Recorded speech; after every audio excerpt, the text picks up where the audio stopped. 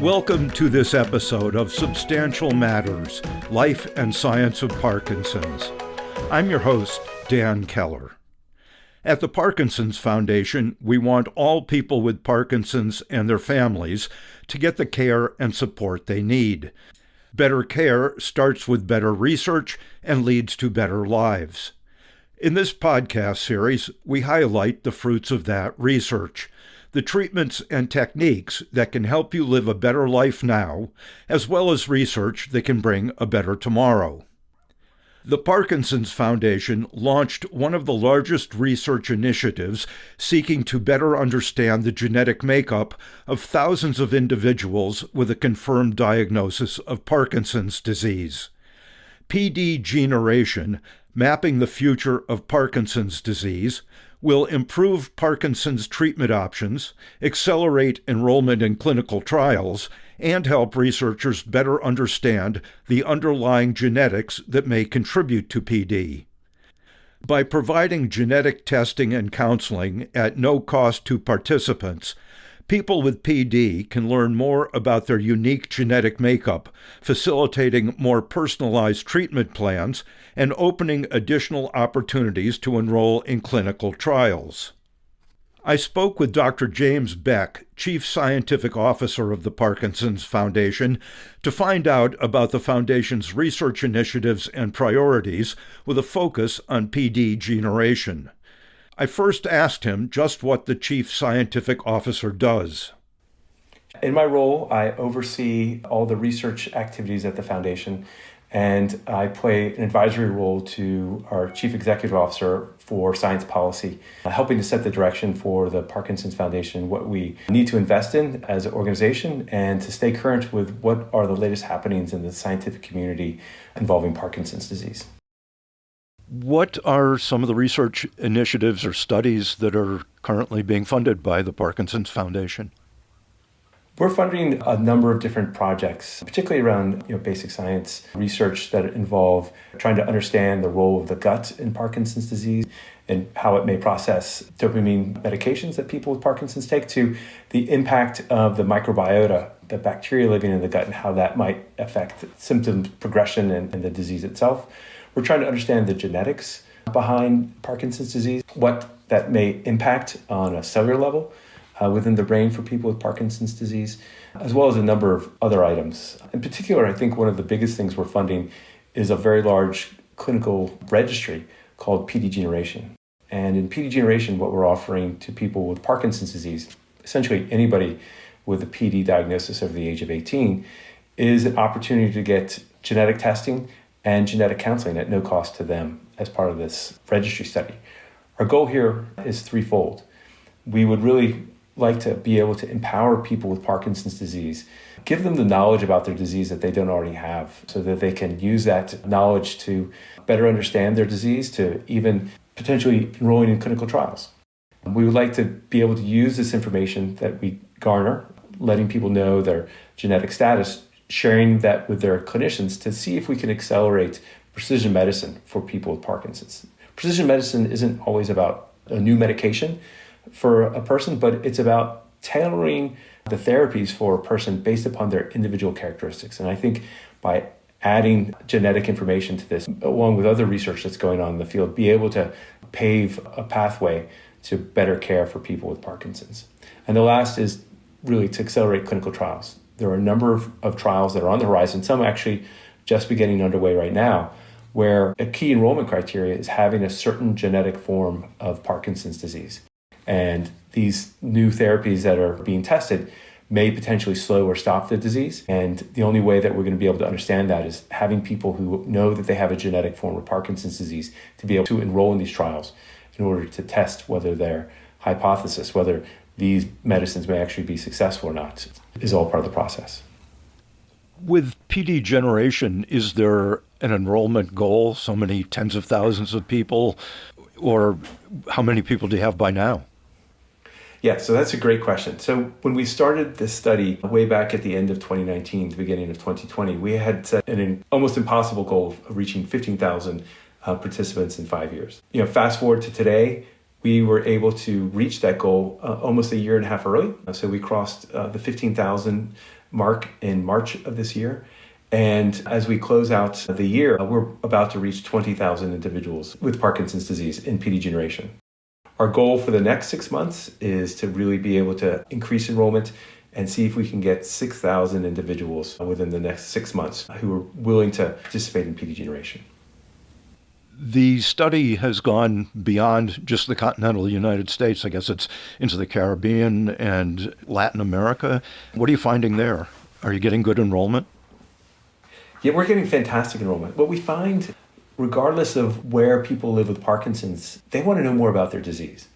And so PD generation is an opportunity to do that. This is a CLIA accredited test, which means that it has met certain clinical guidelines to be able to take in DNA samples, process them, and ensure that accuracy in returning the results back to the people who provided them.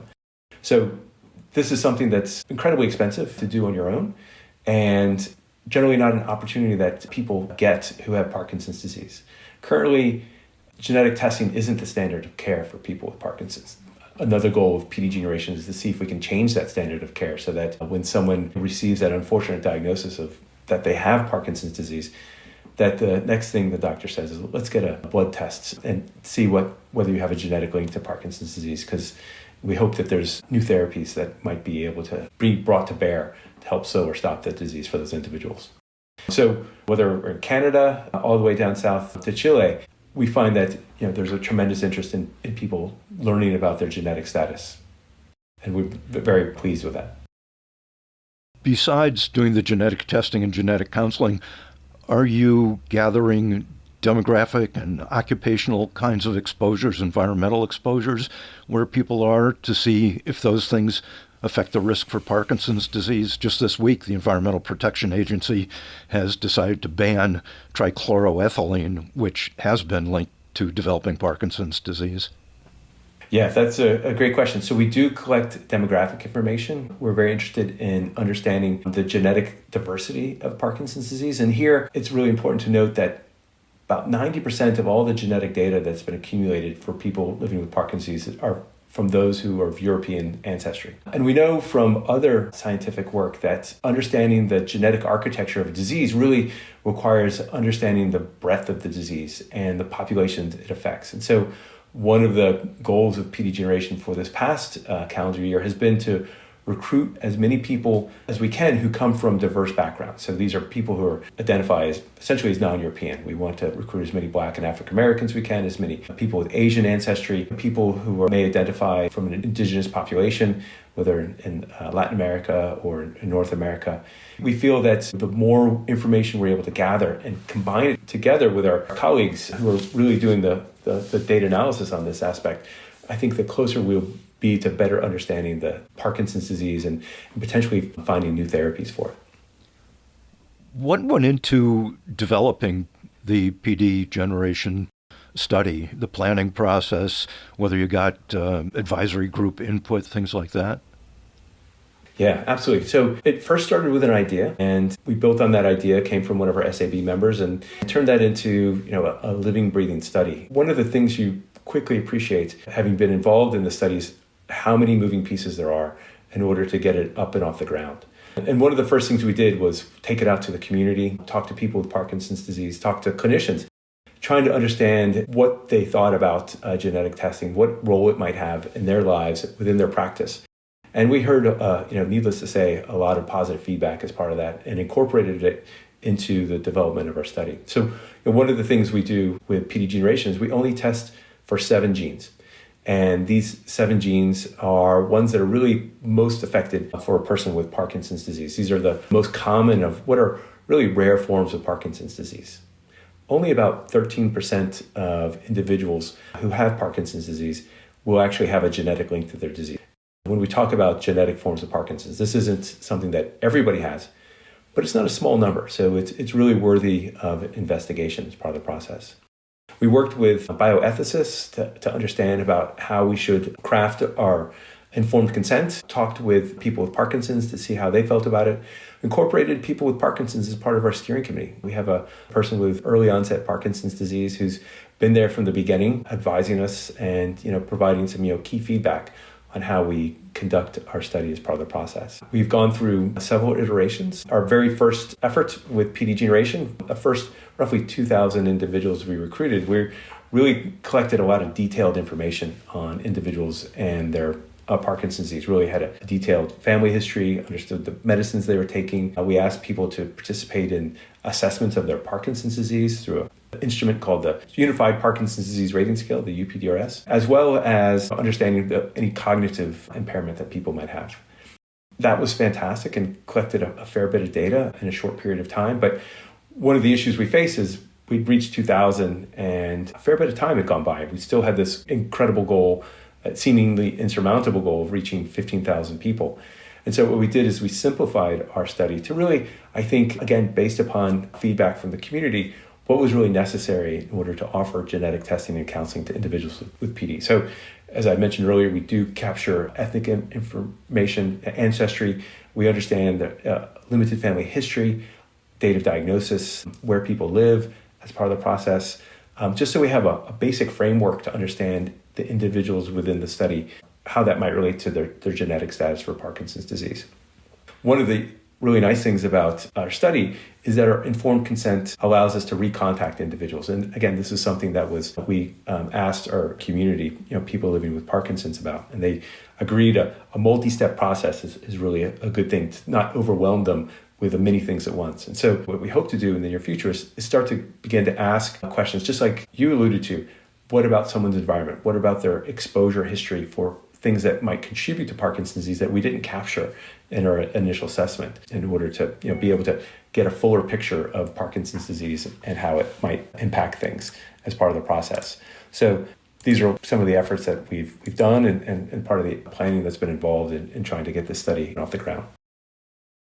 It sounds sort of like a learning process as you go, rather than asking for a gallon of information all at once, asking for a teaspoon every so often. And I guess it lowers the hurdle to getting into the study or people's desire to participate. It really does. And what's the interesting thing is we've just had a large conference that the foundation put on, our center's leadership conference. And what we heard from the feedback from many of the clinicians who were there was how wonderful PD generation has been as an introduction to clinical research for their patients. For many people within PD generation, in fact, a majority of them, roughly 70% of the people in PD generation, they've never participated in a clinical study before. So this is their first stab at what clinical research is. And what's really so exciting is, unlike many other clinical research studies, they get something back and pretty fast on top of that. So when someone participates in PD generation, we are working to get the results back to them in roughly an 8-week time frame, and have been pretty good about meeting that, so that people get a really good feeling about clinical research and appreciate the impact that they can have, not only on their own lives, but on the lives of others. As everyone who participates in PD generation, their DNA is contributed in a de-identified way to the greater research effort to understand Parkinson's disease. Do you have their permission to contact them for future studies? I mean, once they're introduced to the value of research, maybe they would be more willing to participate again. Yes, absolutely. So that is one of the things we hope to do, is to be able to contact individuals to see whether they'll participate in either sub-studies, other aspects of PD generation where we may delve into some other questions, or reach out to partners who are interested in individuals who may have a certain genetic background to participate in the study. And what's really exciting is, our understanding of Parkinson's disease and the genetics behind it is evolving as we speak.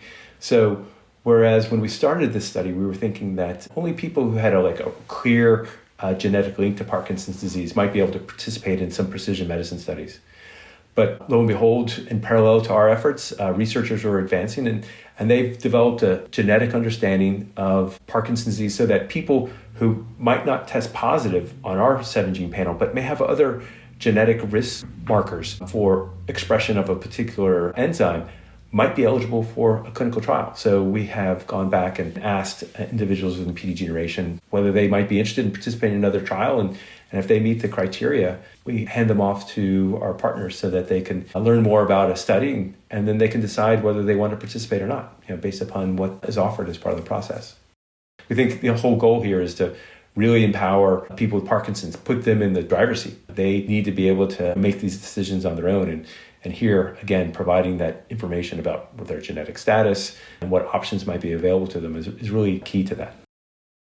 I take it the Parkinson's Foundation is in charge of the privacy of the data, and if it goes somewhere else, you probably anonymize it so it's not connected to any specific person.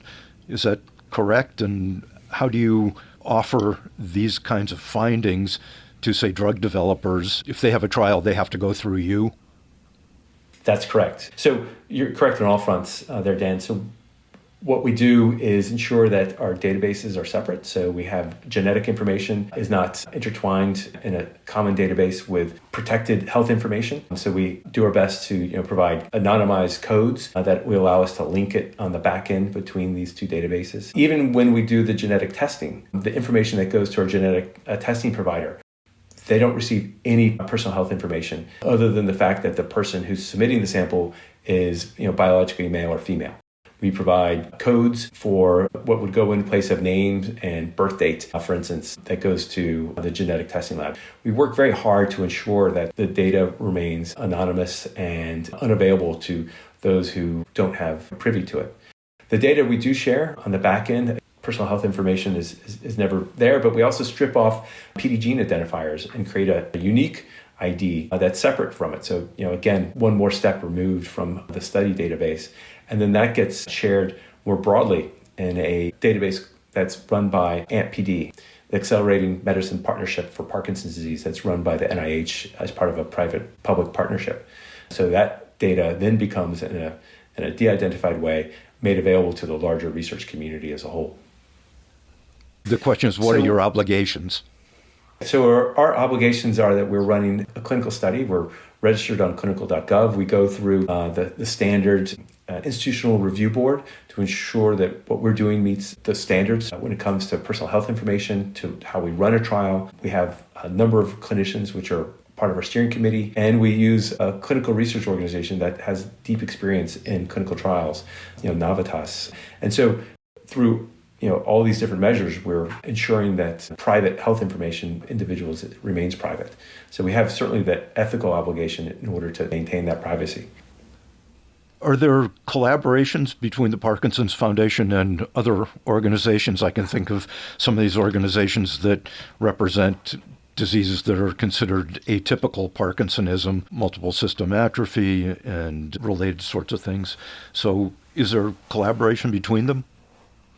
Yes, so we certainly collaborate with a number of organizations. Collaboration is one of the core values of the Parkinson's Foundation. So I think one of our biggest collaborators is the Global Parkinson's Genetic Project, GP2, which is funded through Aligning Science Across Parkinson's.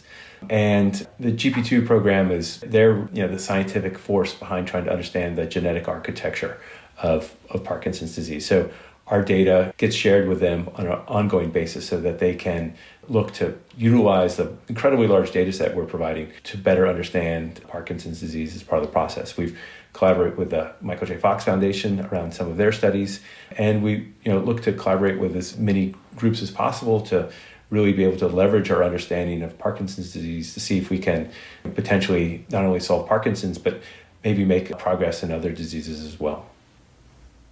What do you see coming for the future? What's going to be, in your estimation, exciting coming out of studies, especially this one? Yeah, I think one of the exciting things coming out of this study is that really the basic tenet of the study, which is empowering people with Parkinson's disease to know their genetic status. So my excitement is that we have reached out to 20,000 individuals and have been able to help them better understand their Parkinson's disease. And that's led to well over 2,000 individuals who now know that they have a genetic link to the disease, a clear genetic link, and can allow them to consider enrolling in clinical trials that might be able to help not only them, but the community as a whole. Gives people with Parkinson's an opportunity to give back.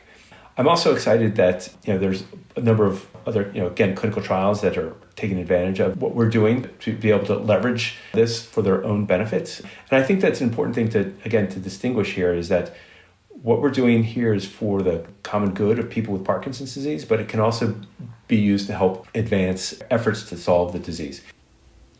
Are you still looking for volunteers for PD generation? Sounds like the more you get, the more you'll know. Absolutely the case. We're totally very interested in as many participants who are willing to join the study as possible. And we set an ambitious goal of reaching 6,000 individuals over the next 6 months. Well, based on your history, it sounds like you'll probably achieve it. And the more people you have, the more word of mouth you have. People with Parkinson's seem to congregate. Yes, absolutely. And what we've heard is that, people with PD, that's really one of the best ways we've been able to spread the word about the study is that, a person with Parkinson's talking about their positive experience of going through the study and, getting the opportunity to hear those results back. Most people will find out they don't have a clear genetic link to Parkinson's disease, but I think that's, something that's very useful information as well. And what's also exciting is that as we begin to bring more scientists to bear to understand the genetics aspects of Parkinson's, we might find some new information. So what that means is if a person were to test negative today, it just means that this is what we know now. We don't have the knowledge that establishes a link between your Parkinson's, and your genetics. But science is progressing. And so, again, our informed consent allows us to reach back out to people and let them know that, hey, we have an update. We may have some new information. And we give them the opportunity to say, nope, I'm fine. I've got the information I need, or I'd be happy to learn more about what's going on. Again, the goal here is to put the person with Parkinson's in the driver's seat. They are the ones who are making the decisions. Not that decisions are made for them or on behalf of them. Is there anything we missed or important to add? I think one of the things to note, if anybody's interested in participating in PD generation, I guide them to our website, parkinson.org/PD generation. And there they can look to see if there is a local site where they can go visit a doctor to participate in the study, or if they aren't near a doctor that can do this, they can enroll online. And a sample collection kit can be sent to them in the mail, and they can participate that way. One of the things to note is that because we're now doing whole genome sequencing, we need blood. That blood's the only way to get a sufficient amount of DNA as part of the process.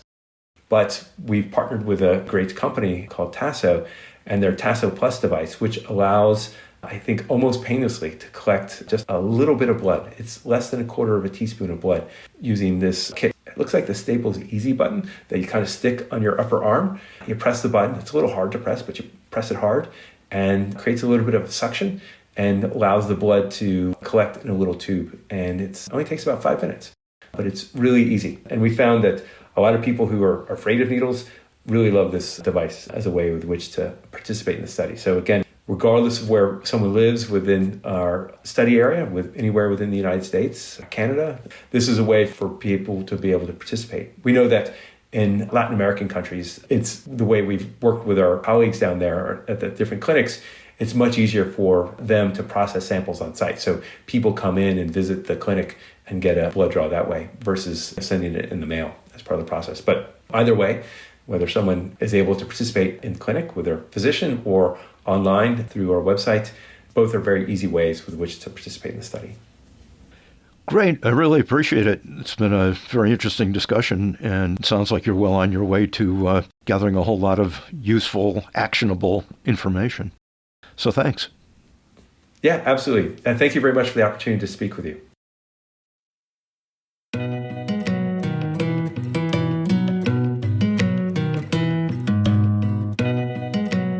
As Jim mentioned, you can find out more about PD generation and how you can participate in the study by going to parkinson.org/PD generation. That's parkinson.org/PDGENERATION. Genetic testing and counseling can be done either in a clinic or at home and are offered in both English and Spanish. You can play a vital role in advancing breakthroughs that could transform the quality of life for those living with PD and their loved ones. To find out more about the Foundation's research programs, currently funded investigators and their work, or how to become a research advocate, visit our website at parkinson.org and type research in the search box. If you'd like to leave feedback on this episode or let us know what other topics you'd like us to cover, visit parkinson.org/feedback. Be sure to subscribe and rate us on Apple Podcasts or wherever you get your podcasts. At the Parkinson's Foundation, our mission is to help every person diagnosed with Parkinson's live the best possible life today. To that end, we'll be bringing you a new episode in this podcast series every month. Till next time, for more information and resources, visit parkinson.org or call our toll-free helpline at 1-800-4PD-INFO. That's 1-800-473-4636. Thank you for listening.